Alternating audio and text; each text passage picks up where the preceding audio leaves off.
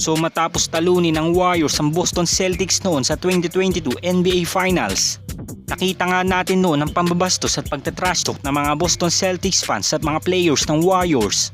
At kahit nga mismo ang asawa ni Steph na si Ayesha Curry ay hindi nakaligtas, dahil ito nga ang tanging nilang ginagawa upang masira ang momentum ng isang player.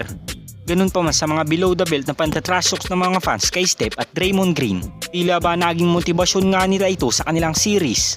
Dahil sa tuwing lalaro nga si Steph sa TD Garden, halos pinatatahimik nga ng 2-time MVP ang mga fans. Dahil halos nag-a-average nga si Steph sa game na ito ng 27.3 points, 5.8 rebounds at 6 assists per game.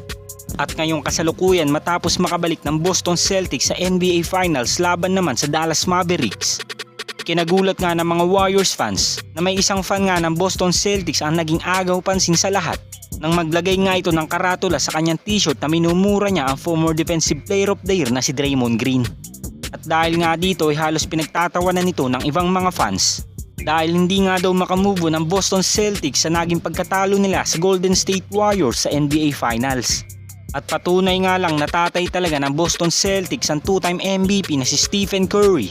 Dahil kahit laglag na nga ang Warriors sa seasong ito, patuloy pa nga rin silang pinag-uusapan ng media at ng mga fans dahil sa hindi nga nila malilimutang performance sa tuwing makakapasok sila sa NBA Finals. Ngunit malaki pa rin naman ang tsansa ng Boston Celtics na makabawi sa taong ito dahil kung magpapatuloy ang magandang performance nila laban sa Dallas Mavericks, malaki ang tsansa na makuha nila ang kauna-unahan nilang kampiyonato sa pangunguna ni Jaylen Brown, Jason Tatum at Kristaps Porzingis. Habang si CP3 at Draymond Green naman ay alam nating hindi maganda ang kanilang relasyon sa loob ng court noong kasalukuyang naglalaro pa nga ng former All-Star sa team ng Houston Rockets. At halos Warriors at Rockets nga na nagkikita sa West Finals. Kaya naman dahil sa intense ng kanilang game ay halos nagtatrash-talkan na nga si CP3 at Draymond Green. At dito nga nagsimula na hindi nila nagustuhan ng isa't isa dahil sa naging pag-uugali nga nila noon sa loob ng court.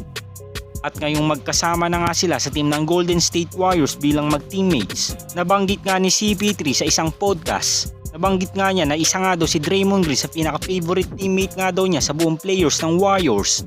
Dahil nang matrade nga daw siya sa Dubs, tinetext nga daw niya ang former Defensive Player of the Year na kailangan nga daw nilang mag-usap ng personal at katulad nga daw na nakagawian ng mag-teammate sa isang team. Halos sabay nga daw silang kumakain at napag-uusapan ng kung ano-anong bagay patungkol sa kanilang team. At dito nga nabuo ang maganda nilang relasyon since nang matrade si CP3 sa Warriors. At nakatulong din ang bagay na ito kay CP3 at Draymond Green. Dahil kung titignan nga natin ang laruan ng veteran point guard, halos parang pamilyar na nga siya sa sistema ni Steve Kerr. At madali nga din siyang naging fit sa big three nila Steph, Klay at Draymond Green.